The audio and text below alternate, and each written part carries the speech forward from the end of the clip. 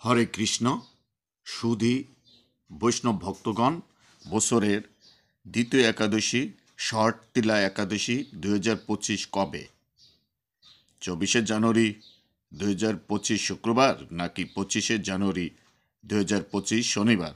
বিশুদ্ধ শাস্ত্রীয় সিদ্ধান্ত ও চান্দ্র পত্রিকা এবং রাধাকুণ্ডের পঞ্জিকা মতে সারা বিশ্বের প্রায় অধিকাংশ স্থানে এবছর শরৎ তিলা একাদশী পালন করতে হবে আগামী 25 জানুয়ারি শনিবার 2025 খ্রিস্টাব্দ, পালন পরের দিন রবিবার 6টা 41 হতে 10টা 21 মধ্যে। শুধুমাত্র আমেরিকার ওয়াশিংটন স্টেট, কানাডার অ্যালবার্টা ও ব্রিটিশ কলম্বিয়াতে 24 জানুয়ারি শুক্রবার একাদশী ব্রত পালন করা হবে। তিল দানের মাহাত্ম্য কী? আপনি কি ব্রহ্মহত্যা, গোহত্যা, অন্যের সম্পদ হরণ করেছেন? তাহলে এসব পাপকর্ম থেকে পরিত্রাণ পাওয়ার জন্য পরিবার সহ শরৎ তিলা একাদশী পালন করুন। আমার এই ছোট লর্ড কৃষ্ণ বিডি চ্যানেলটিকে সাবস্ক্রাইব করে সাথে থাকুন। মাঘ মাসের কৃষ্ণপক্ষের শরৎ তিলা একাদশীর মাহাত্ম্য ভবিষ্যত্তর পুরাণে বর্ণিত আছে। যুধিষ্ঠির মহারাজ বললেন, হে জগন্নাথ, মাঘ মাসের কৃষ্ণপক্ষের একাদশী তিথির নাম কি, বিধি বা কি, তার কি ফল, সবিস্তারে বর্ণনা করুন। তদুত্তরে ভগবান বললেন, হে রাজন, এই একাদশী শরৎ তিলা নামে জগতে বিদিত। একসময় দালব্য ঋষি মুনিশ্রেষ্ঠ পুলস্তকে জিজ্ঞাসা করেন, মর্তলোকে মানুষের ব্রহ্মহত্যা, গোহত্যা, অন্যের সম্পদ হরণ ইত্যাদি পাপকর্ম দ্বারা নরক গমন করে, যাতে তারা নরকগতি থেকে রক্ষা পায়, তা যথাযথভাবে আমাকে উপদেশ করুন।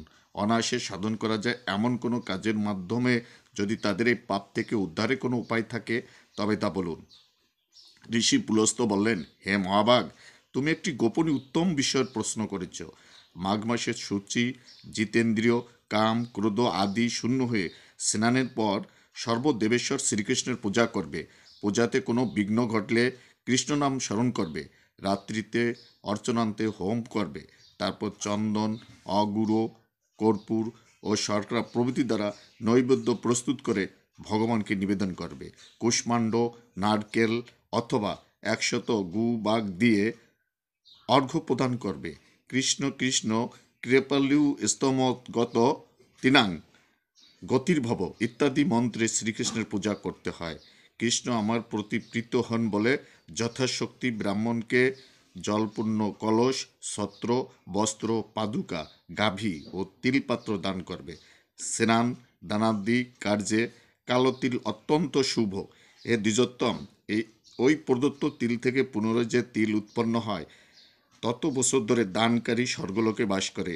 তিল দ্বারা স্নান, তিল শরীরে ধারণ, তিল জলে মিশিয়ে তা দিয়ে তর্পণ, তিল ভোজন এবং তিল দান, এই 6 প্রকার বিধানে সর্বপাপ বিনষ্ট হয়ে থাকে। এর জন্য এই একাদশীর নাম শরৎ তিলা।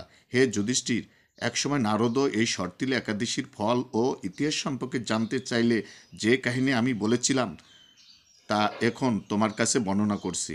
পুরাকালে মর্তলোকে এক ব্রাহ্মণী বাস করত। সে ব্রত আচরণ ও দেব পূজা পরায়ণ ছিল। উপবাসক্রমে তার শরীর অত্যন্ত ক্ষীণ হয়ে গিয়েছিল। সেই মহাসতী ব্রাহ্মণী অন্যের কাছ থেকে দ্রব্যাদি গ্রহণ করে দেবতা, ব্রাহ্মণ, কুমারীদের ভক্তিভরে দান করত, কিন্তু কখনো ভিক্ষুককে ভিক্ষাদান ও ব্রাহ্মণকে অন্নদান করেনি। এইভাবে বহু বছর অতিক্রান্ত হলো। আমি চিন্তা করলাম, কষ্টসাধ্য বিভিন্ন ব্রত করার ফলে এই ব্রাহ্মণীর শরীরটি শুকিয়ে যাচ্ছে। সে যথাযথভাবে বৈষ্ণবদের অর্চনও করেছে, কিন্তু তাদের পরিতৃপ্তির জন্য কখনো অন্নদান করেনি। তাই আমি একদিন কাপালিক রূপ ধারণ করে তামার পাত্র হাতে নিয়ে তার কাছে গিয়ে ভিক্ষা প্রার্থনা করলাম। ব্রাহ্মণী বলল, হে ব্রাহ্মণ, তুমি কোথা থেকে এসেছো, কোথায় যাবে তা আমাকে বলো। আমি বললাম, হে সুন্দরী, আমাকে ভিক্ষা দাও। তখন সে ক্রুদ্ধ হয়ে আমার পাত্রে একটি মাটির ঢেলা নিক্ষেপ করলো। তারপর আমি সেখান থেকে চলে গেলাম। বহুকাল পরে সেই ব্রাহ্মণী ব্রত প্রভাবে সশরীরে স্বর্গে গমন করল। মাটির ঢেলা দানের ফলে একটি মনোরম গৃহ সে প্রাপ্ত হলো। কিন্তু হে নারদ, সেখানে কোনো ধান ও চাল কিছুই ছিল না। গৃহশূন্য দেখে মহাক্রোধে সে আমার কাছে এসে বলল, আমি ব্রত, কৃচ্ছ সাধন ও উপবাসের মাধ্যমে নারায়ণের আরাধনা করেছি। এখন হে জনার্দন, আমার গৃহে কিছুই দেখছি না কেন?